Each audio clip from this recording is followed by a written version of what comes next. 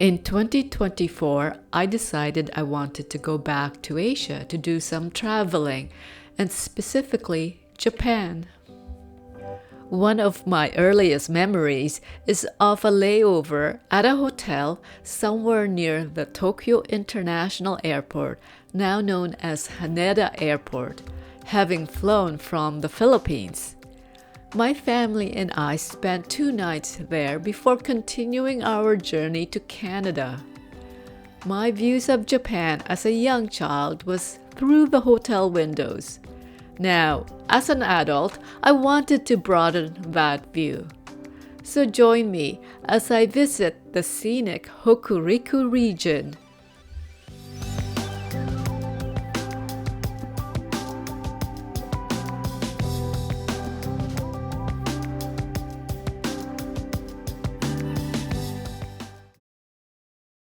At the beginning of November, after a 13-hour flight, I landed in Haneda Airport late afternoon and spent my first 2 nights in Tokyo.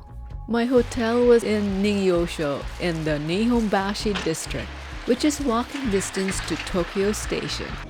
I started my first full day in Japan with a traditional Japanese breakfast. My plan was to walk over to Tokyo Station. Leaving the hotel, it was a fine day in the city. I crossed the Nihonbashi Bridge, considered the starting point for all distances in Japan, making it a symbolic center of the country.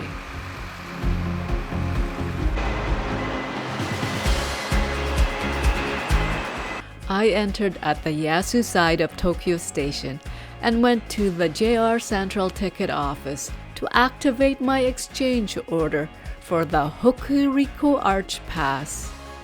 The Hokuriku Arch Pass is a regional Japan rail pass that offers unlimited train travel for foreign tourists to travel between Tokyo and Osaka, with the added bonus of exploring the scenic Hokuriku region along the way. My itinerary starts from Tokyo to Nagano. I'll visit the Snow Monkey Park, and then the next day I'll take a train to Matsumoto for a day outing. After Nagano, I'll take the Shinkansen again to Toyama and transfer to the Hida Limited Express train bound for Takayama. At Takayama, I'll visit the UNESCO World Heritage Site of Shirakawa-go. After Takayama, I'll retrace my journey back to Toyama and transfer to a Shinkansen bound for Kanazawa. After 2 days in Kanazawa, I'll take the Shinkansen to Suruga, and here I'll board a limited express Thunderbird train bound for Kyoto. Back at Tokyo Station, I couldn't believe how busy it was. It is a major hub for the Shinkansen trains and for other commuter train, subway, and bus lines. I've read that it was the busiest station in Japan, complete with multi-levels of shopping, dining, and other services. I then walked towards the station's Marunouchi side, which has been restored to its original 1914 design.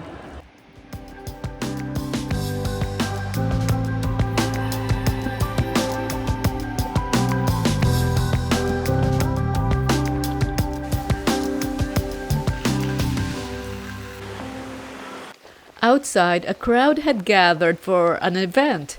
The police had cordoned off the plaza's central area.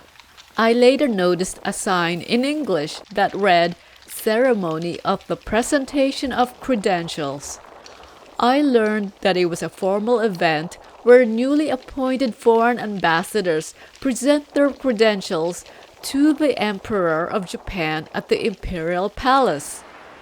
The ceremony typically involves a procession of horse-drawn carriages carrying the ambassador and their delegation from Tokyo Station to the Imperial Palace. This ceremony is steeped in tradition and is an important part of diplomatic protocol in Japan.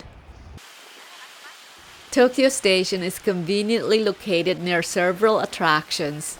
A short walk west of the station lies the Marunouchi Business District, known for its mid-20th century high-rise architecture.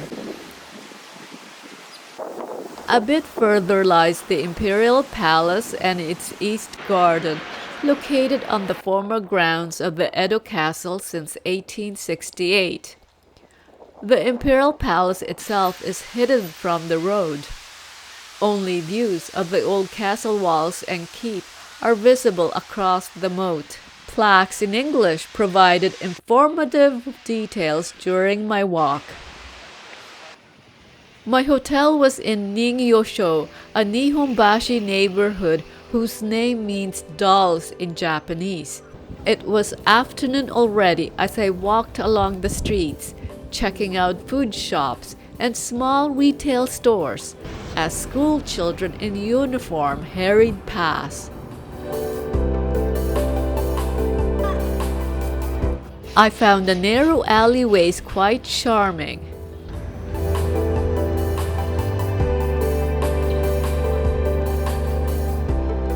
I passed by the Suginomori Shrine, founded in the 9th century. It is one of the oldest shrines in the city. Finally, I arrived at the historic street of Ningyosho Dori, where the famed clock tower put out a doll show display at the strike of the hour for a couple of minutes.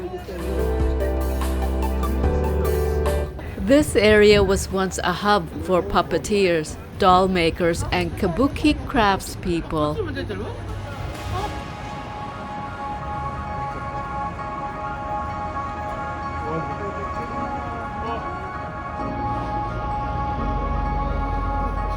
And with that, my first full day in Tokyo drew to a close. The following morning at Tokyo Station, I went through the JR Hokuriku Shinkansen ticket gate with my Hokuriku Arch Pass and a reserved seat ticket for Nagano in hand. I was going to board the Kagayaki Shinkansen, arriving at 9:56, bound for Kanazawa with a stop at Nagano.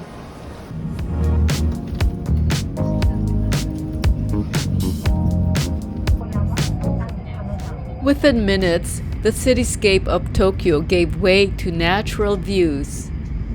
And in 2 hours thereabouts, I was in Nagano. I stored my luggage into a coin locker at the station and took the bus to the Jigokudani Monkey Park, also known as the Snow Monkey Park, a 40-minute ride away. First, an uphill walk on a paved road, passing a cafe, restaurant, and souvenir shop before veering towards a trail inside a forest that would take me to the entrance of the park.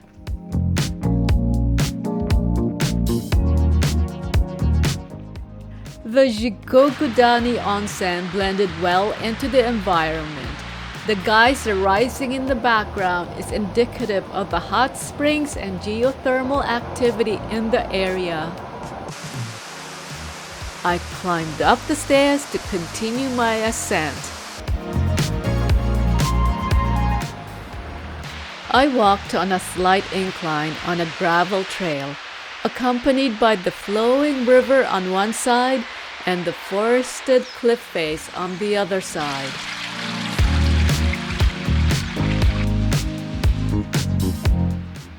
Mini waterfalls sprung up, carrying water from above down to the valley below. After more walking, I finally reached the park's natural hot springs, where its population of Japanese macaques, often called snow monkeys, would often bathe during the winter. But it was autumn, and while the outside temperature was cool, it hasn't been cold enough for them to make their way to the hot springs to keep warm. A bit disappointed, I still enjoyed the views of the fall color from here as a consolation.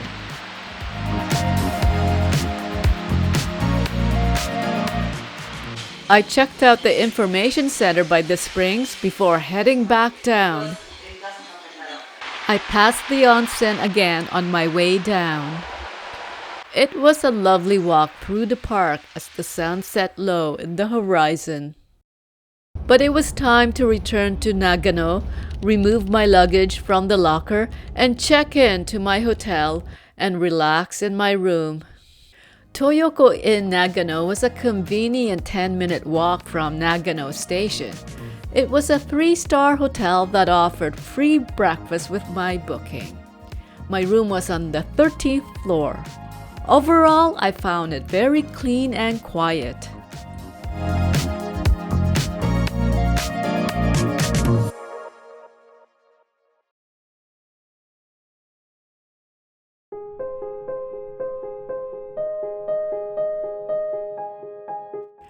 The next morning, I woke up to an overcast sky with fog covering the mountain peaks surrounding the city.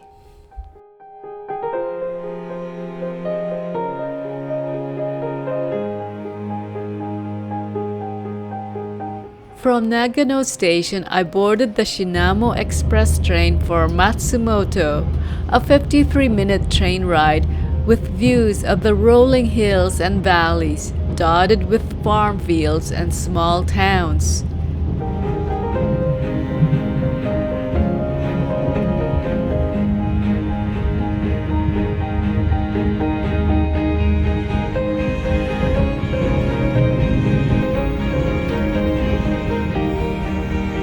Today, I plan to visit Matsumoto Castle, one of Japan's most preserved castles.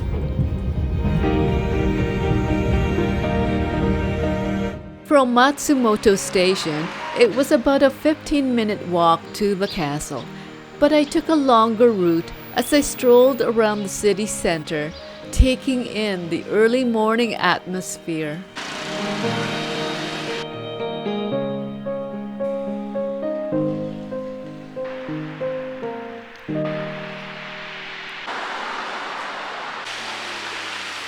Matsumoto is a city in Nagano Prefecture, renowned for Matsumoto Castle, one of the country's most impressive original castles.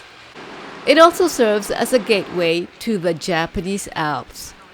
But for today, my goal was to tour the castle. The castle is a designated national treasure and is highly valued for its historical and architectural significance. Once inside, I climbed the steep stairs to get a view of the outside.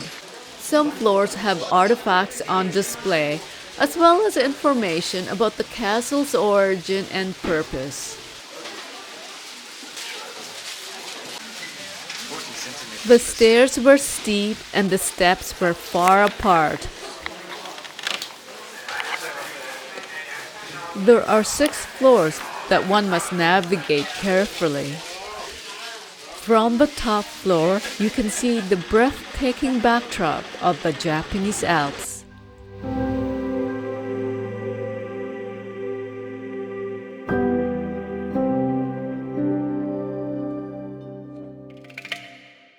After the castle tour, I walked to the City Museum of Art to check out the collection of the famous Japanese artist Yayoi Kusama.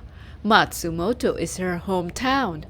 Taking photographs of her collection was expressly forbidden, but there was one room where photography was permitted.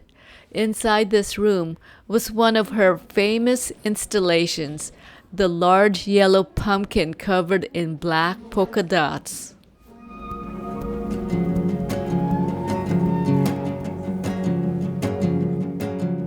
Soon it was time to catch the train back to Nagano. I made my way to Matsumoto Station with one last view of the city.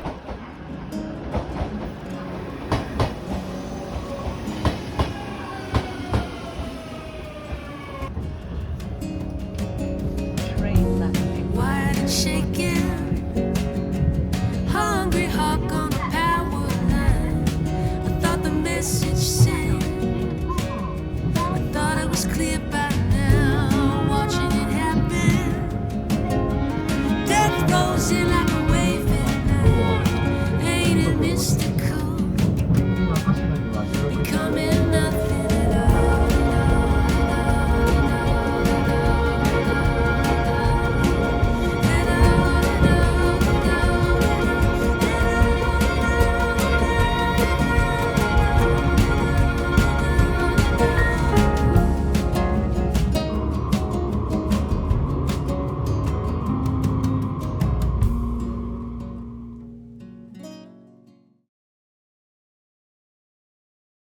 The following morning, I left Nagano to board the Hakutaka Shinkansen for Toyama, with a transfer to Takayama.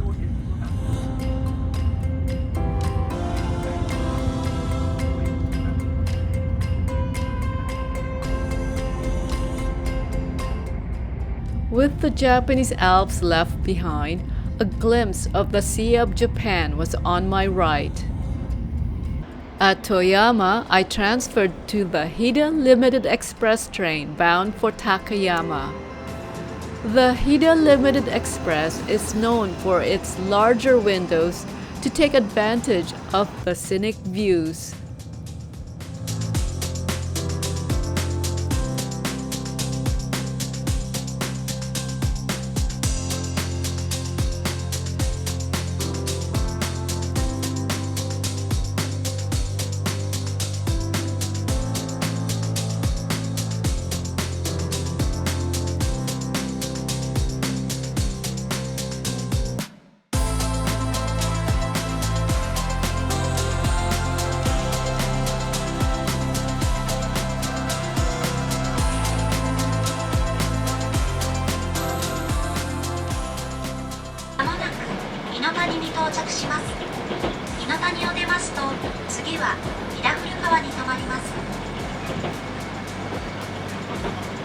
We will soon make a brief stop at Inotani.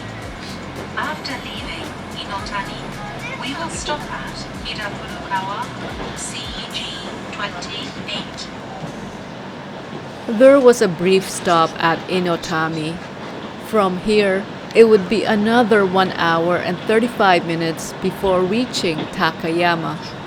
The train trip from Inotami to Takayama required an extra payment because the Hokuriku Arch Pass does not give full coverage on that section. The train conductor processed my payment on board. When I disembarked at Takayama Station and dropped my luggage at the hotel, it was already afternoon. I made my way to Takayama's preserved old town for a stroll along the Miyagawa River. The clarity of the water was amazing. One can spot groups of fish swimming in the river.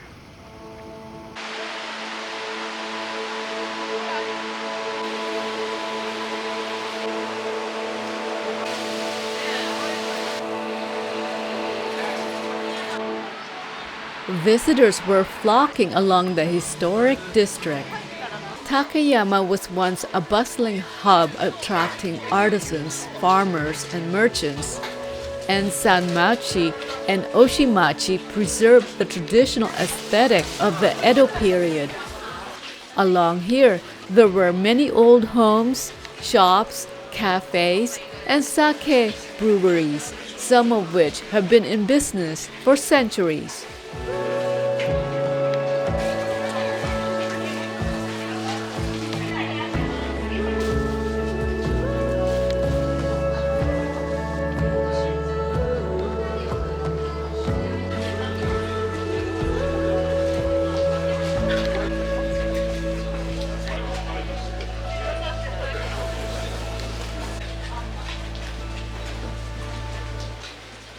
I strolled for a while until I found myself at the Nakabashi Bridge with the Miyagawa River below.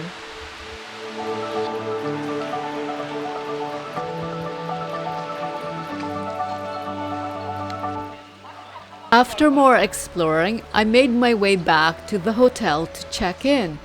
The hotel was located close to Takayama Station. I cut across the station inside, where a display of festival floats were on hand. The hand-pulled floats of Takayama are used during the Takayama Festival, which is held twice yearly in spring and autumn.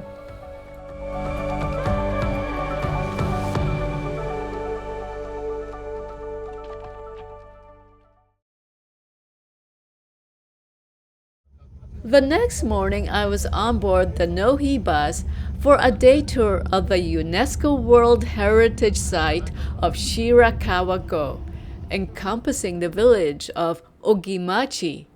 This area is home to several dozen well-preserved farmhouses built with the traditional thatch roof, some of which are more than 250 years old. The Shirakawa-go bus terminal leading into Ogimachi village was shrouded in a heavy fog upon our arrival.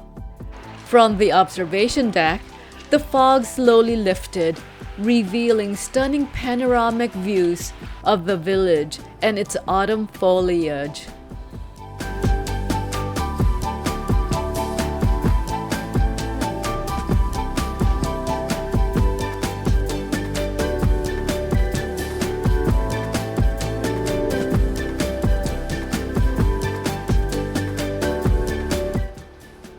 The gassho-zukuri farmhouses are a unique architectural style. The name gassho refers to the way the steeply slanted roofs resemble hands pressed together in prayer. This design helps to prevent snow from accumulating and damaging the houses. In November, the rice harvest has concluded and the fields have been prepared for winter. As a working agricultural community, Ogimachi has grown accustomed to the influx of Japanese and international visitors. Traditional farm life and tourism intermingle in the village, where souvenir shops operate alongside working farmhouses. What must the locals think of all these people intruding in their space?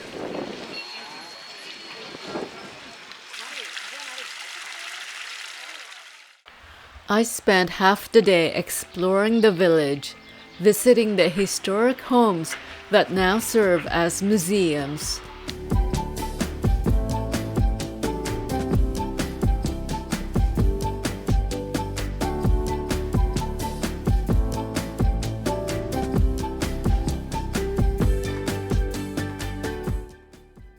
The attics were historically used for silk farming. Here you may see the tools and artifacts needed for producing silkworms and other necessities for rural living and working the land.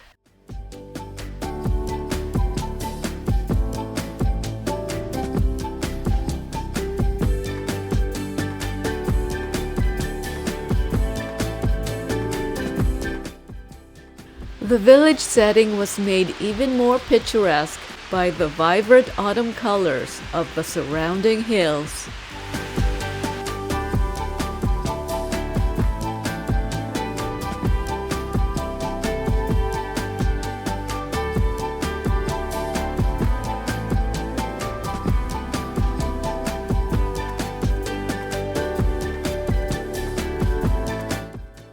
I can confidently say that my Shirakawa-go tour was one of the highlights of my Japan trip, providing an unforgettable glimpse into the culture and history of rural Japan.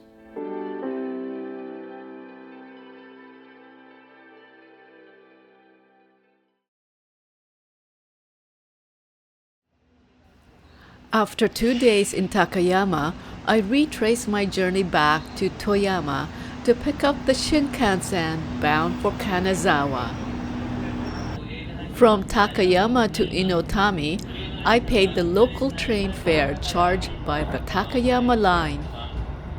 The local trains from the Takayama line were more like commuter trains with side benches, and the ride had a greater degree of rolling movement compared to the Hida Limited Express train.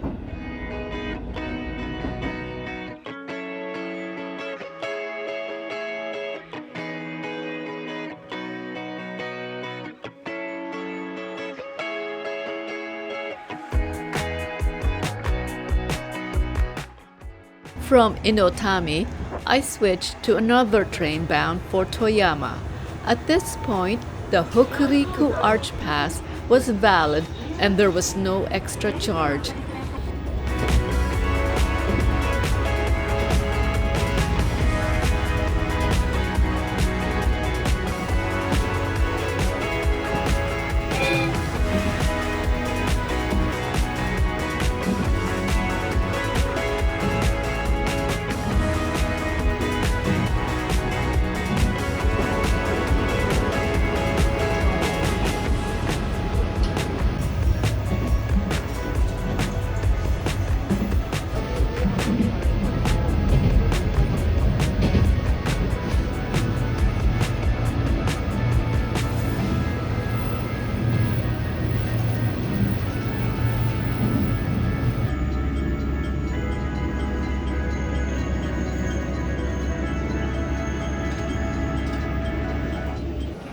At Toyama Station, I had some time before the Kanazawa-bound Shinkansen was scheduled to arrive. It was a good opportunity to get out from the station and walk around.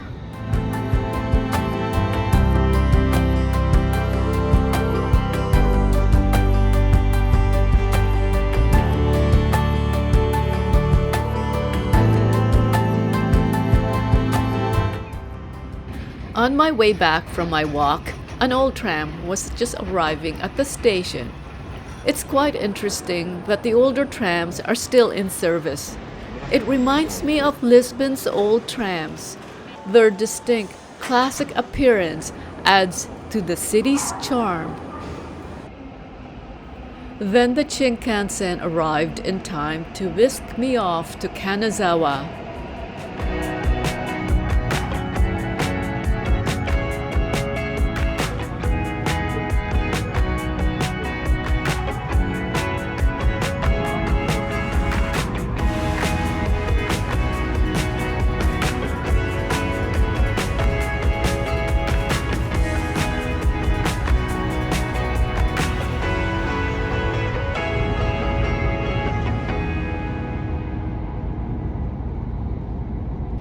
Soon enough, I arrived at Kanazawa Station. There is the iconic Tsuzumi-mon gate, resembling a traditional Japanese drum used in no theater. And just by the exit is the hospitality dome, built to shelter people from rain and snow. The attention to detail elevates the station beyond mere functionality and transforms it into an architectural landmark. It serves as a striking introduction to the city for visitors. Inside the station was a large open retail space, selling food and drinks for takeout, as well as restaurants providing sit-down meals for travelers. It was a perfect opportunity to take a break and have lunch before checking in to the hotel. After lunch, I boarded a bus and headed to the Hotel Intergate Kanazawa, my pre-booked accommodation for 2 nights.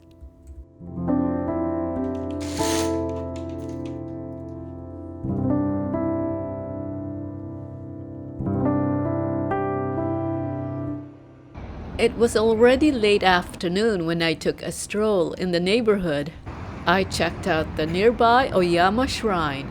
This historic Shinto shrine features a grand entry gate with stained glass and has a large garden and a pond.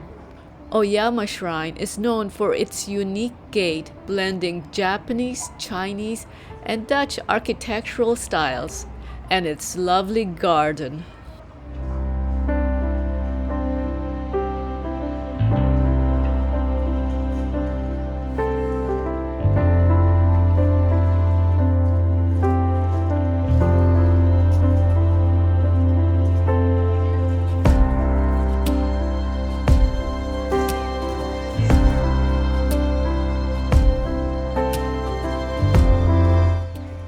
Just a brief walk from Oyama Shrine, you'll find Gyokusen-inmaru Garden, nestled within the Kanazawa Castle grounds. With an almost full moon up on the sky, the scene showed a beautiful Japanese garden at the start of the autumn foliage, featuring stone walls, a serene pond with islands, and wooden bridges. As the sun set, I strolled up to the Saigawa Bridge, which spans the Saigawa River. With that, my first day in Kanazawa came to a close.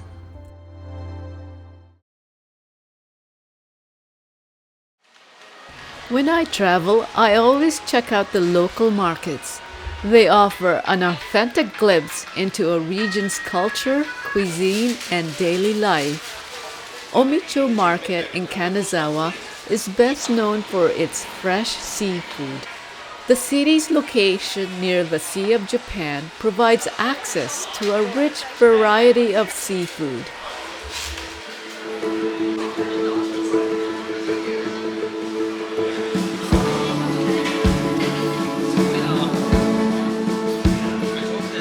Many restaurants and food stalls within the market serve fresh seafood dishes, allowing visitors to savor the flavors on the spot. Of course, if seafood isn't your preference, there are other food items you can try.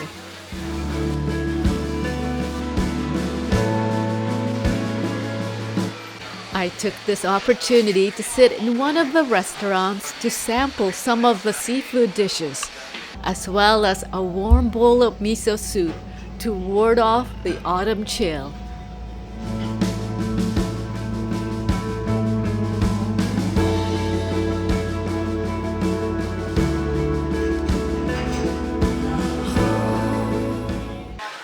Established between 1690 and 1722, Omicho Market has been central to Kanazawa's food culture since the Edo period, making it a centuries-old cornerstone of the city's culinary life.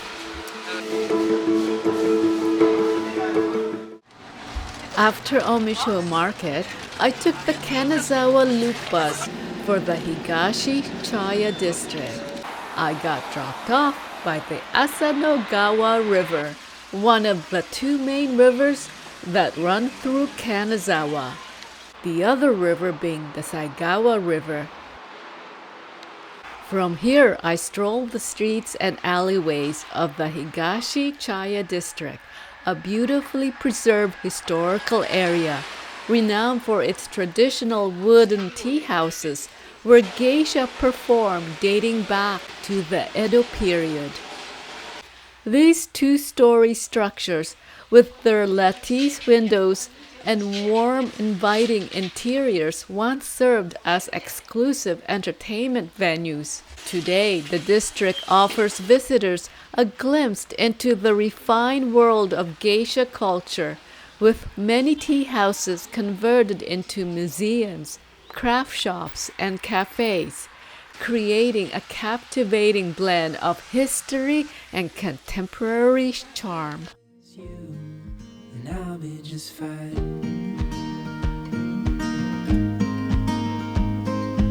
Yeah, I'll be just fine. The next stop of my tour of Kanazawa was Kenrokuen Garden. It is a celebrated Japanese garden with a history spanning several centuries, developed by the local samurai clan, the Maeda family, from the 1620s to the 1840s. The garden's name, Kenrokuen, means garden that combines 6 characteristics: spaciousness, seclusion, artifice, antiquity, water sources, and magnificent views. It is considered one of Japan's 3 most beautiful gardens and was awarded 3 stars in the Michelin Green Guide in 2009.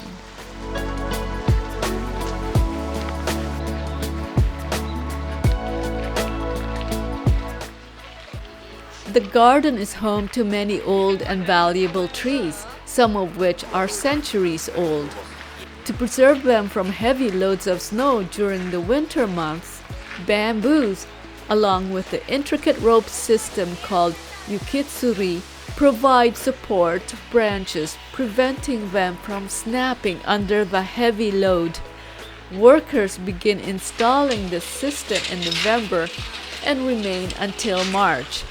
It involves carefully arranging ropes and supports to distribute the weight of the snow evenly, protecting the tree's structure. It's like a beautiful, practical art installation. Imagine what it looks like during winter illumination events.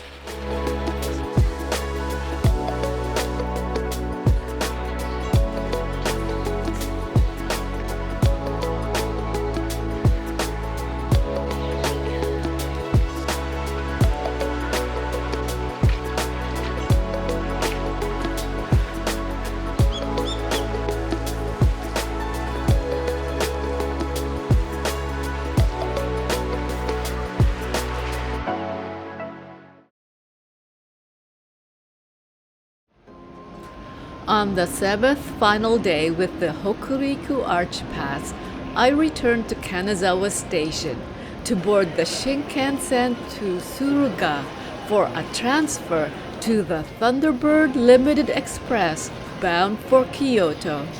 Boarding at 10:04 bound for Tsuruga is arriving at track 13.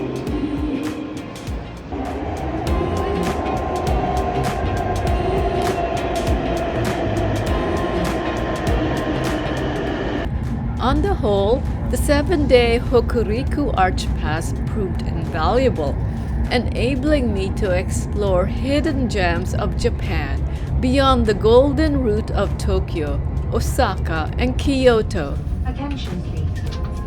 This is the Thunderbird number 18, Limited Express, bound for Osaka. We will be stopping at Kyoto and Shin Osaka before arriving at the Osaka terminal. But I would have loved to have extended the pass for a few more days, as it would definitely have allowed even more opportunities for exploration.